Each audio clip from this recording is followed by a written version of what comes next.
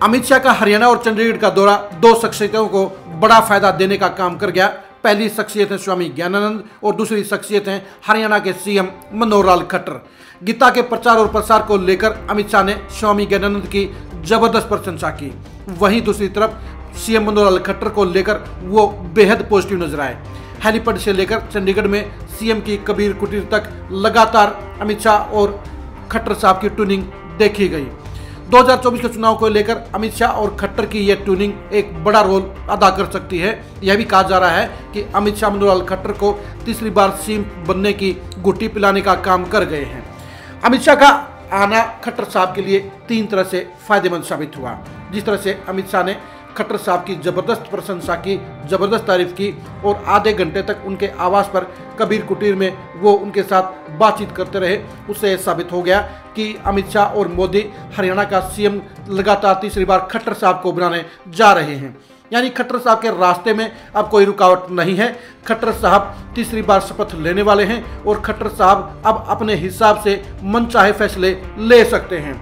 खट्टर साहब के साथ जिस तरह अमित शाह ने लगातार टाइम बिताने का काम किया, लगातार उनकी प्रशंसा की और आधे घंटे तक उनके आवास पर बैठकर उनके साथ विचार विमर्श किया, उससे साबित हो गया कि हाईकमान के साथ अभी भी खट्टर साहब की ट्यूनिंग पहले की तरह मजबूती से बरकरार है और 2024 में मनोहर लाल खट्टर की अगुवाई को लेकर किसी तरह का कोई सवाल नहीं है।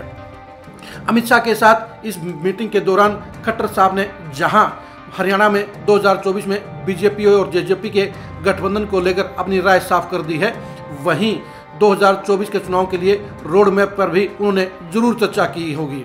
अमित शाह और खट्टर की ये जुगलबंदी कहीं न कहीं 2014 और 2019 की तरह 2024 में भी बीजेपी की नैया पार लगाने का काम कर सकते हैं और यही वजह है कि अमित शाह के जाने के बाद मनोहर लाल खट्टर पूरे एक्शन में आ गए हैं और खट्टर साहब कहीं बाइक पर नजर आते हैं तो कहीं पर किसानों के लिए किए गए कामकाज को जबरदस्त तरीके से प्रेजेंट करने का काम करते हैं।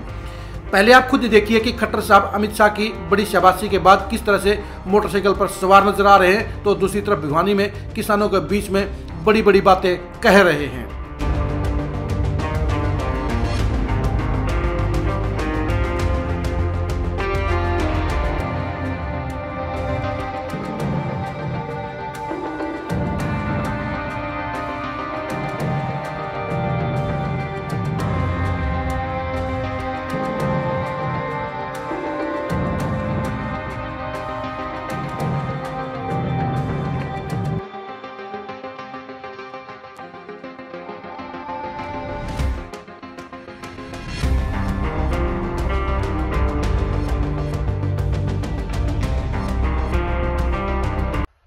सबसे पहले मैं किसानों के उस मसीहा जिन्होंने सारा जीवन किसानों के लिए लगा दिया, हमेशा हमेशा वो अमर रहे। किसानों के मसीहा चौधरी चरण सिंह जी का आज जयंती का दिन, उनको अपनी हरियाणा सरकार की ओर से मैं खुद भी चरणों में श्रद्धांजलि अर्पण करता हूं, उनका सम्मान पूर्वक अभिनंदन करता हूं। इतनी बड़ी रैली, यानी देखा जाए तो आज एक रैली यहां है और एक रैली के इतने लोग सड़कों पर अभी भी हैं। अभी भी उस एक रैली के और लोग हैं। मैं तो विकास की अगर बात करता हूं तो विकास के नाते आज जैसा कुछ उद्घाटन और शिलान्यास किए हैं, इसके अंदर 112 करोड़ के शिलान्यास और उद्घाटन आज किए हैं, सारे इसी विधानसभा क्षेत्र के हैं। और अगर मैं पूरे 9 साल का आपको हिसाब बताता हूं, भिवानी जिले के अंदर हमने 13,800 करोड़ रुपया मंजूर किया, जिसमें से 10,400 करोड़ रुपया लग चुका है। आपने देख लिया होगा कि किस तरह से अब खट्टर साहब का रोब राब सब बदल गया है, उनकी चाल डाल बदल गई है और वो पूरे कॉन्फिडेंस में नजर आ रहे हैं। हरियाणा का कोई भी सीएम अभी तक इस तरह से कभी इस बेबाक अंदाज में नजर नहीं आया। बाइक पर बैठे हुए खट्टर साहब की बॉडी लैंग्वेज बता रही है कि वो 2024 के चुनाव को लेकर पूरी तरह से कॉन्फिडेंट हैं और वो हरियाणा में तीसरी बार बीजेपी की सरकार बनाने के लिए पूरी प्लानिंग के साथ, पूरी शिद्दत के साथ अपनी प्लानिंग को अमली जामा पहनाने का काम कर रहे हैं। उससे अगले दिन यानी कल भिवानी के अंदर अन्नदाता सम्मेलन में खट्टर साहब की बॉडी लैंग्वेज और भाषा दोनों ही गजब की थी। दोनों ही बता रही थी कि बीजेपी अब हरियाणा में बड़े कॉन्फिडेंस में है और लगातार तीसरी बार सरकार बनाने की तैयारी कर रही है। 3 दिसंबर को 5 राज्यों के चुनाव परिणाम आने के बाद हरियाणा में सियासी माहौल बदला है। 30 दिसंबर से पहले काफ़ी संख्या में लोग ऐसे थे जो बीजेपी के सत्ता से बेदखल होने की बात कर रहे थे, लेकिन राजस्थान, मध्य प्रदेश और छत्तीसगढ़ में बीजेपी की बम्पर जीत के बाद अब हरियाणा में भी बीजेपी की सरकार बनने की बात कहने वाले लोगों की संख्या ज़्यादा हो गई है और बीजेपी के नेताओं और कैडर के अंदर पहले की तरह बड़ा कॉन्फिडेंस वापस लौट आया है। खट्टर साहब के भी हाव भाव और बॉडी लैंग्वेज दोनों ही बता रहे हैं कि 2024 के चुनाव को लेकर बीजेपी अब पूरी तैयारी के साथ जुट गई है और खट्टर साहब को बीजेपी हाईकमान ने कामकाज करने के अलावा फैसले लेने के लिए भी फ्री हैंड दे दिया है।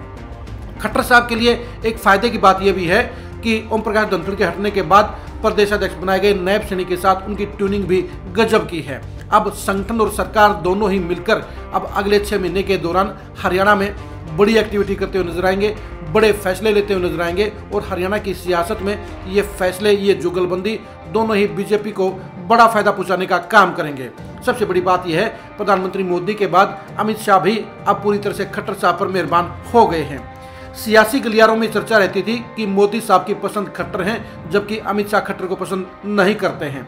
लेकिन अमित शाह का हालिया दौरा बता गया है कि खट्टर साहब के साथ अमित शाह की कोई दूरी नहीं है, कोई मनमुटाव नहीं है और वो भी मोदी की तरह पहली पसंद के तौर पर खट्टर साहब को मान रहे हैं। यही वजह है कि पूरे दौरान के दौरान खट्टर साहब और अमित शाह की जुगलबंदी पूरी तरह से पॉजिटिव नजर आई और अमित शाह ने भी खट्टर साहब की जबरदस्त प्रशंसा करने का काम किया। यही वजह है कि अब खट्टर की अगुवाई में 2024 में बीजेपी फुल पावर के साथ सियासी दंगल में उतरेगी और विरोधी दलों को लगातार तीसरी बार निपटाने के लिए कोई कोर कसर नहीं रखेगी।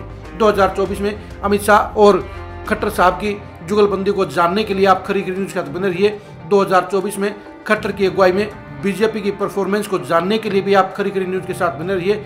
2024 में बीजेपी के सियासी अंजाम को जानने के लिए भी आप खरी खरी न्यूज के साथ बने रहिए। आप हमारे फेसबुक पेज को फॉलो कीजिए, आप हमारे यूट्यूब चैनल को सब्सक्राइब कीजिए। नमस्कार।